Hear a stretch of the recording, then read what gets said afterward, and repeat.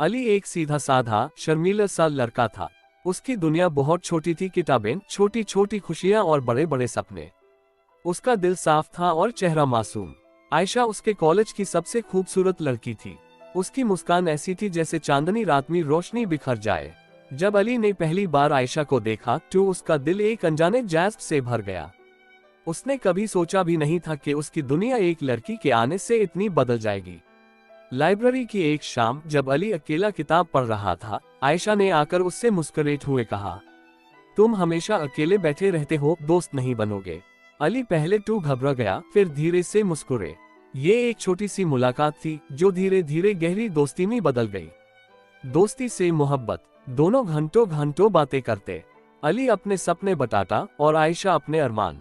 बारिश के मौसम में दोनों भीग कर हंसा करते, छुपकर आइसक्रीम खाते और एक दूसरे की डायरीज में दिल के राज लिखते।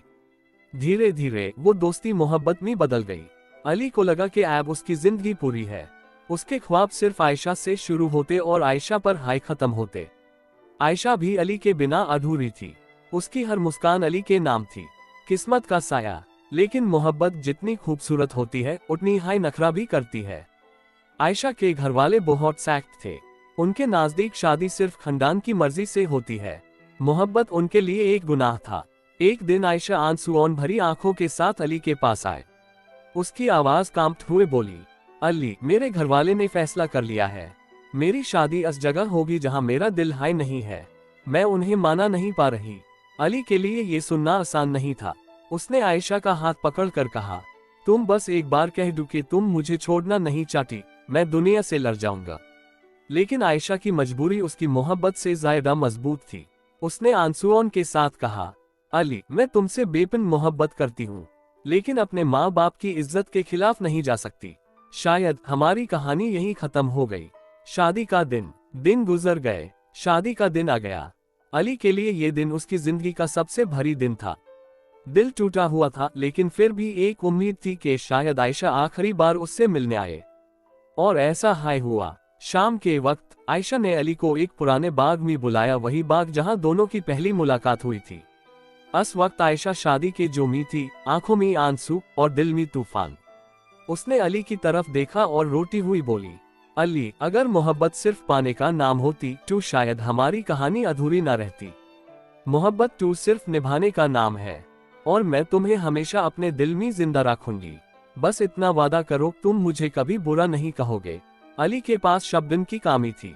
उसने सिर्फ आयशा का चेहरा अपने हाथों में लिया और कहा, मैं तुमसे आज भी उतनी हाय मोहब्बत करता हूँ जितनी पहले करता था। तुम मेरी दुआओं में हमेशा रहोगी, आयशा। दोनों ने एक दूसरे को गले लगाया, एक आखिरी बार। वो पल जैसे जिंदगी का सबसे लंबा पल था। और फिर आयशा चली गई, हमेशा के लिए। अधूरी जिंदगी। शादी हो गई। आयशा अपने नए घर चली गई। अली अकेला रह गया। उसकी रातें आंसुओं में डूब गई और दिन यादों में। उसने कभी शादी नहीं की। वो कहता था, मोहब्बत एक बार होती है और मेरी मोहब्बत तो आयशा थी। उसके बिना मैं अधूरा हूँ, लेकिन उसकी याद मेरे साथ है और यही याद मेरी जिंदगी है। आज भी अली अपने घर की छत पर बैठकर तारे गिनता है। हर तारे में उससे आयशा नजर आती है। हर हवा का झोंका उसकी खुशबू ल आता है। हर आवाज में उससे आयशा की मुस्कान सुनाई देती है। कहानी का अंजाम। अली और आयशा दोनों एक दूसरे से बेपन मोहब्बत करते थे। दोनों का ख्वाब था एक साथ जिंदगी गुजरने का, लेकिन किस्मत को कुछ और हाय मंजूर था। मोहब्बत पाना जरूरी नहीं होता, मोहब्बत सिर्फ एहसास है जो इंसान के दिल में जिंदा रहता है। अली की मोहब्बत अधूरी थी लेकिन अमर हो गई। उसकी कहानी दुनिया के लिए सिर्फ एक कहानी है, लेकिन उसके लिए जिंदगी का सबसे बड़ा सच। और आज भी जब हवा चलती है, जब चांद निकालता है, कहीं ना कहीं अली के दिल में आयशा जिंदा है। उसका प्यार, उसकी याद और उसकी मुस्कान हमेशा के लिए।